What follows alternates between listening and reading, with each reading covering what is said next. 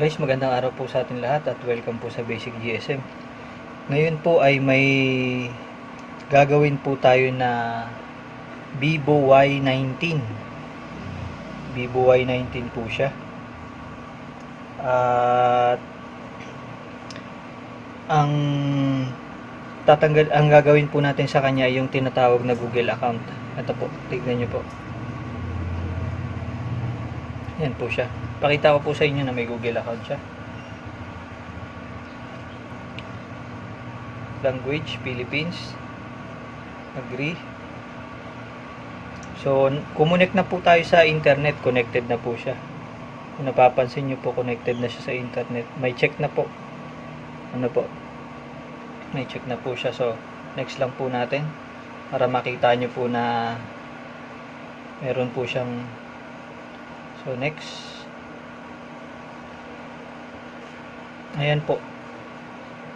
So may password po siya. So wala po tayong password. Hindi natin may provide.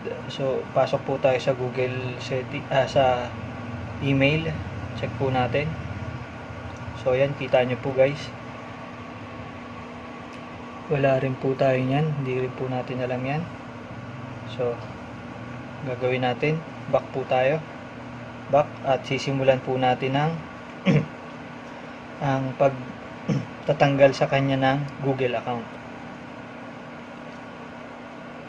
So may mga dapat po tayong gamitin guys. Una na po, gagamit po tayo ng isa pang cellphone para po matanggal natin yung Google account na ng Vivo Y19. So gagamit po tayo nun. So guys, gaya ng sinabi ko sa inyo, gagamit po tayo ng isa pang cellphone, another cellphone po. So dalawang cellphone po ang gagamitin na itong dalawang to ang gagamitin natin. So atras lang po natin. So ngayon po, ulitin po natin. Pasok na po ulit tayo. Setup, English, Philippines, agree. So ngayon po hindi na po tayo papasok dito sa next, sa skip po ang pasok natin. Bali po ito yung continuation po nung Vivo Y11 na kung saan wala na po yung mga hidden Android settings. Wala na po yun. Yung Android hidden settings wala na rin po. So ito na po yung bagong method natin para po dun sa update ng mga pagtanggal po ng Vivo Vivo phones na Android 11 na po. So tuloy po tayo. Accept lang po.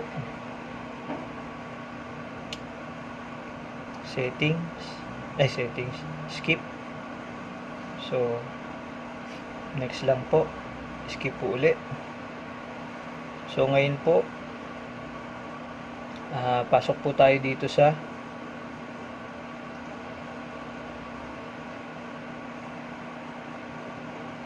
then gagawin po natin ay mag-highlight po tayo. So share, then pasok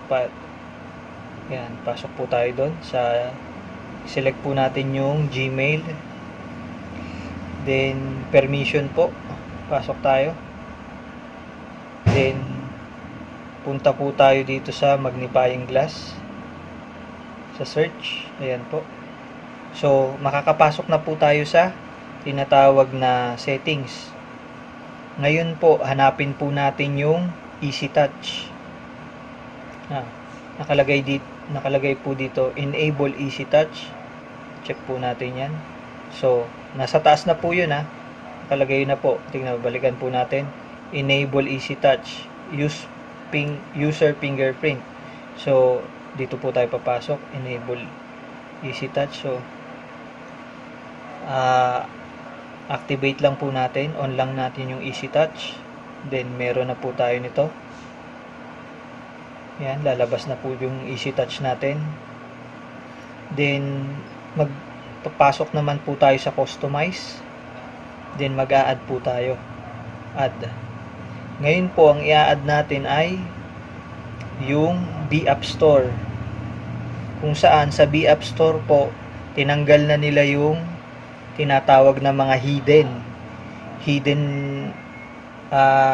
Android settings, Android hidden settings. So ayun po, kung maaalala nyo po, tinanggal na ng Vivo dun sa B-App Store nya yung tinatawag na mga hidden settings. So hindi na, kahit ano pong gawin natin, hindi na po natin yun makikita. So check lang po natin yung B-App Store, then done. So punta po tayo dito sa Easy Touch natin, tignan natin. Ayun na po, nandito na po yung B-App Store. Ayan na po, B-App Store. So click po natin yung B-App Store natin. So pag lumabas po na ganyan, hindi po kagad nakuha, click po ulit natin yung B-App Store. So labas po muna tayo dito. Yan, pasok po ulit tayo ng B-App Store. Yan na po, nakapasok na tayo. Then confirm lang po. Confirm lang. Ay,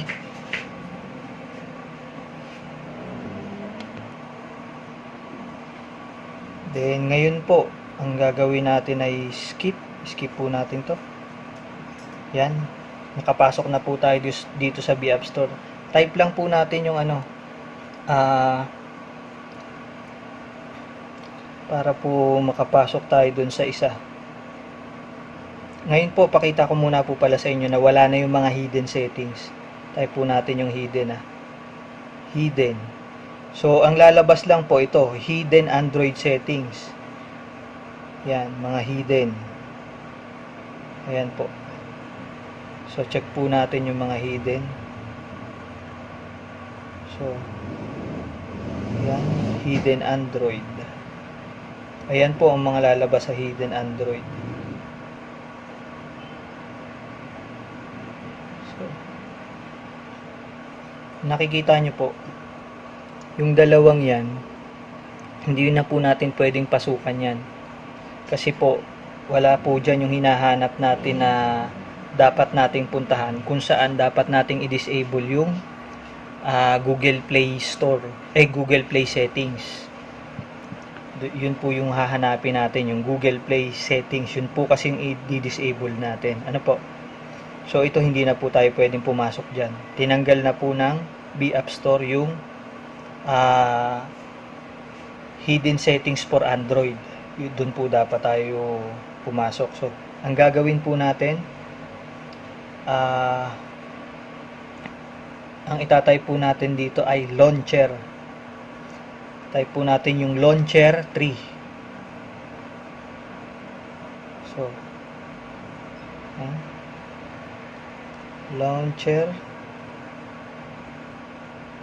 launcher space 3.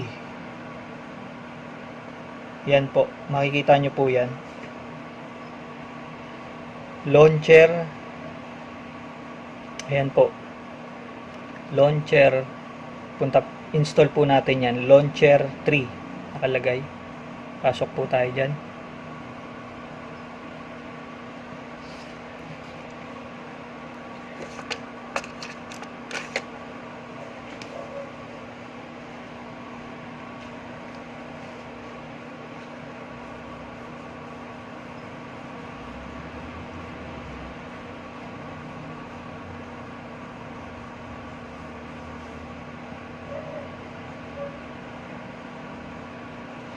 So ngayon po okay na, na-install na po, open po natin yung launcher. So makakapasok po tayo dito sa pinaka-interface nya. Sandali lang po. So punta naman tayo ngayon sa menu. Hanapin po natin yung Easy Share. Yan. So dito po sa Easy Share, magko-clone po tayo. Ang mangyayari po, i-clone po natin itong isa nating cellphone na nandito. Pakita ko po sa inyo. Sub lang natin yan. So, pasok po tayo sa easy share, ano? Ayan. So, start po. Start po tayo sa easy share. Ang mangyayari po, magko-clone po tayo. Clone. Ayun po. Clone. Magko-clone po tayo. Yung gagamitin po nating phone ay dapat po meron na po siyang, teka po, liwanagan po natin para makita nyo po na maayos.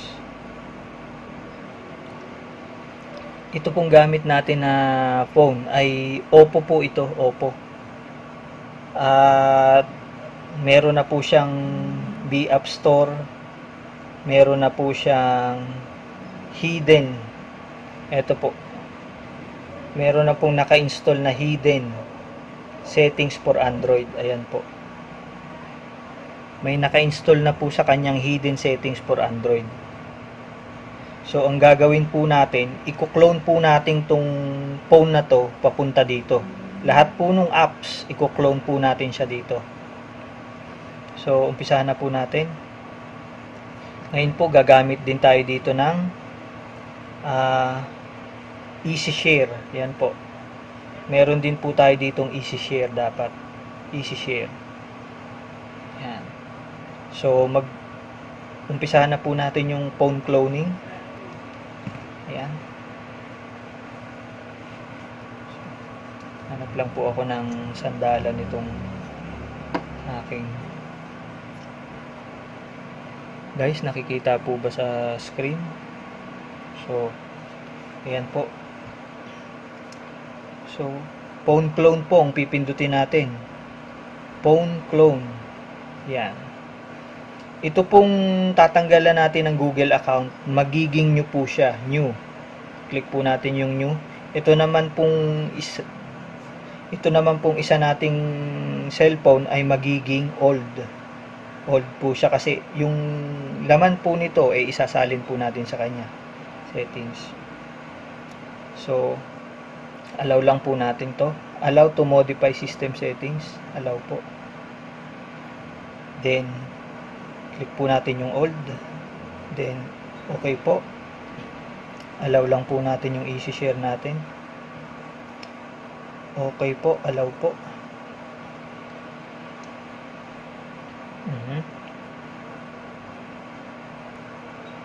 So Android po.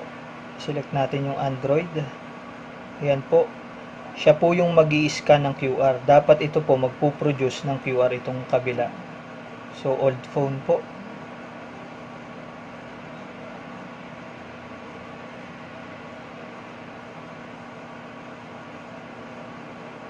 So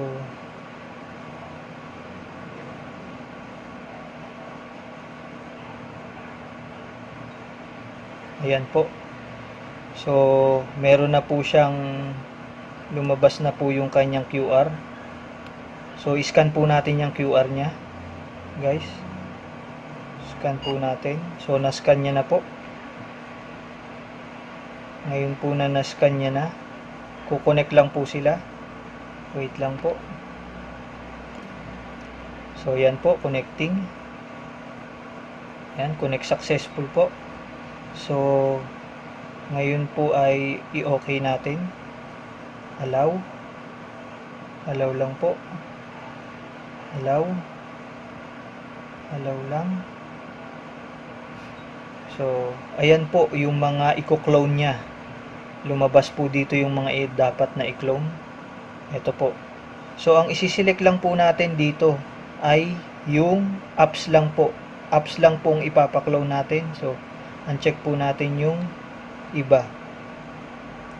Then ang itira lang po natin ay yung apps. So yung apps lang po ang i-clone nya. Yan. Yan lang po ang may check. So start na po natin yung cloning. Start na po.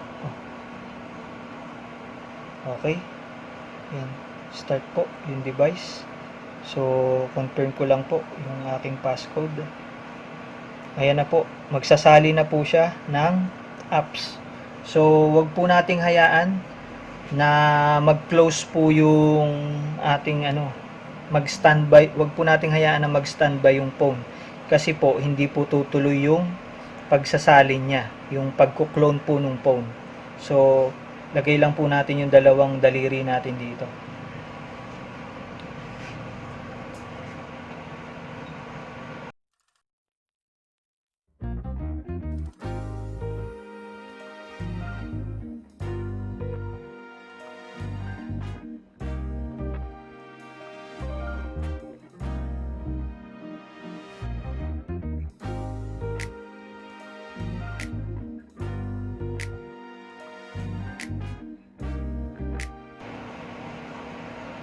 So, ayan po, sabi po dito, nag-check na po siya.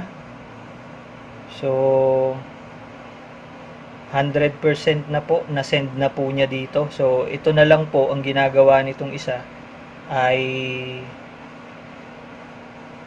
ini-install niya na lang po yung bago niyang ni-receive. So, hintayin lang po natin yan.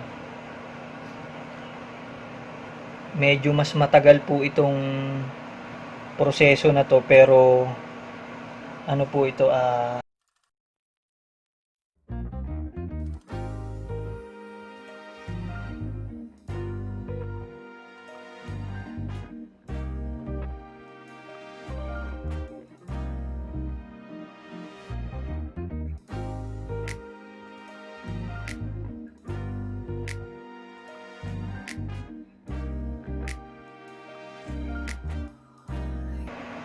so, ayan po, nag phone clone complete. Ayan na po, nagsabi na po siya, phone clone complete. So, ito po yung ating, pakita ko po sa inyo itong hidden settings natin for Android. Ayan.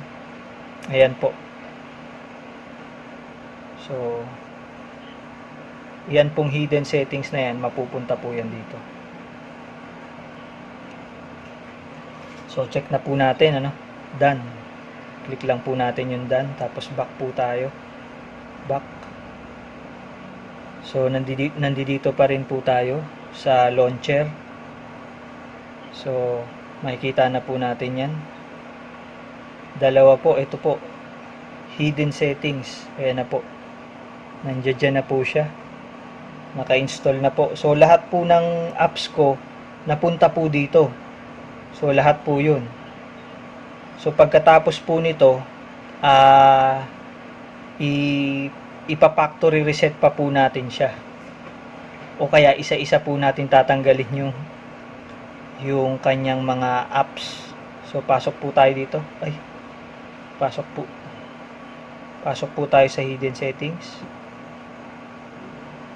So, yan na po. Ngayon po, pasok po tayo sa Vivo Sub settings. Ayan po, nakikita nyo po yan, Vivo Sub settings.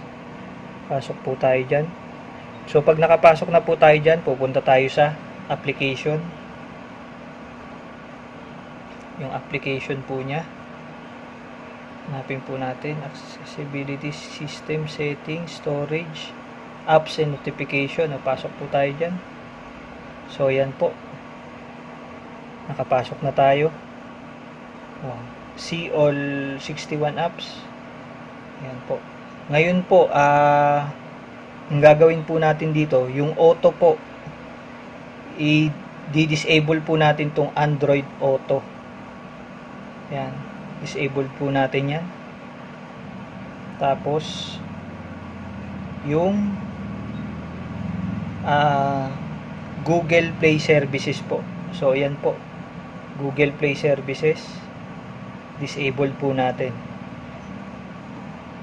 Ang nakaka-disable lang po talaga nito yung APK na hidden settings for Android. So, disable po natin yan. So, naka-disabled na po, guys. Ayan, naka-disabled na po. Back lang po tayo, back.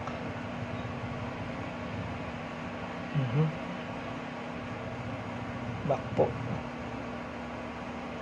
So, pag binak po natin yan ng binak, kasi nandoon po tayo sa launcher, kahit po i-back natin yan, hindi na po tayo aalis dyan sa launcher. So, ang gagawin po natin, i-restart po natin yung phone. Magre-restart po tayo ng cellphone. Click po natin yung restart.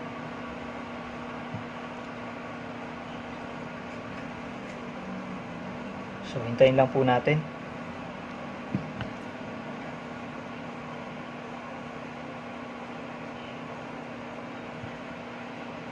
Yan po. Ito na po yung bagong method ko ng pagtatanggal ng all Vivo model. All Vivo model. Android 10 or Android 11. Even the latest security patch, pwede po ito.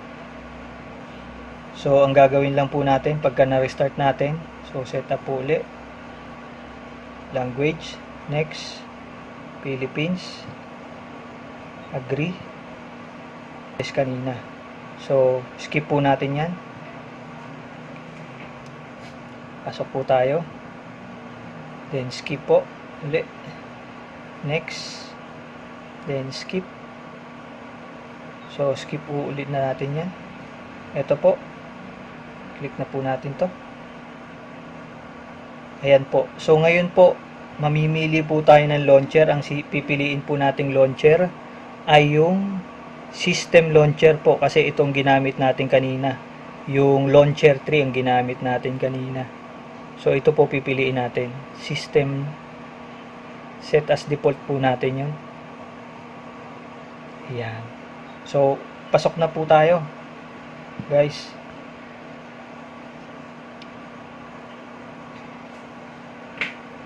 Ayan. So, pasok na po tayo, guys. Ngayon po, ang gagawin natin, yung mga disabled natin kanina, i-enable naman po natin. Punta tayo ng settings. Settings po, ayan. So, punta natin ng settings. Ito po, application and permission. So, ayan po, pasok po tayo dyan. Android Auto po, yung disabled natin kanina, enable po natin. Ayan, Android Auto. So, back po tayo. Then, puntahan naman po natin yung Google Play Services.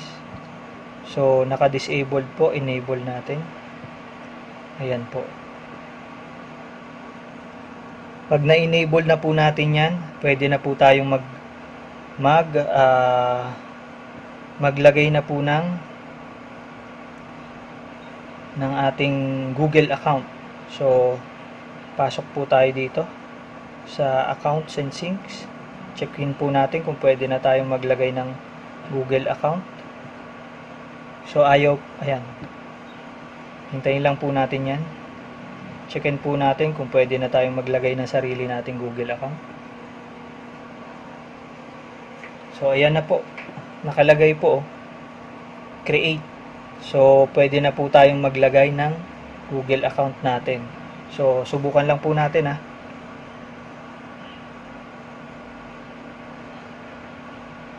So, ayan. So,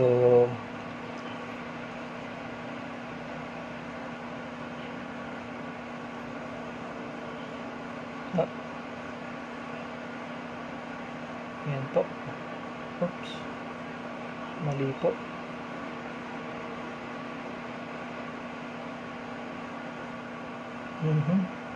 Sandali lang po. Mali po ang mapipindot ko.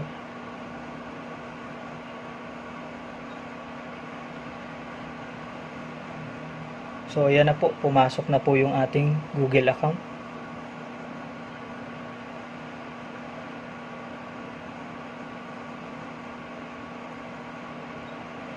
Accept lang po natin. So, ayan na po. Nalagyan na po natin ang Google account natin. So ngayon, balik po tayo, back po tayo sa ano. Ngayon po, ang dami po nating mga na-install na ano, na mga apps po natin yan. So pwedeng kayo na po isa-isa ang magtanggal niyan. Tanggalin nyo na lang po isa-isa. Ano po? Pwede pong sabay-sabay yung tanggalin yan. Pupunta kayo sa settings at magpa-factory data reset po kayo. Ano po? So hindi na po natin gagawin yun ngayon kasi ang gagawin ko po dito ay iisa-isahin ko na lang po na tanggalin yung mga hindi kailangan. So ayan po. Check po pala natin kung anong version ito. Check po natin yung kanyang version. Accounts and sync. System management. Punta po tayo. About phone po. Check po natin kung ano siya. So ayan po guys. Makikita nyo. Android 11 po siya. Ayan. Version Android 11. Model number Vivo 1915. Vivo Roam Pantouch OS 10.5. So ayan po. Ayan po siya. Android 11. So pwede po itong gawin sa halos lahat po ng Vivo na phone. Yung ginawa po natin kanina. Yun po ang dapat na natin gawin ngayon. So sa susunod po, tatanggalin naman nila yung easy share. Hindi po pwede yun. Hindi po nila pwedeng tanggalin yung easy share. So guys, maraming salamat po at sana po ay nakuha nyo yung tutorial natin ngayon. Marami po kasing naghahanap nito at nagre-request na magkaroon ng update.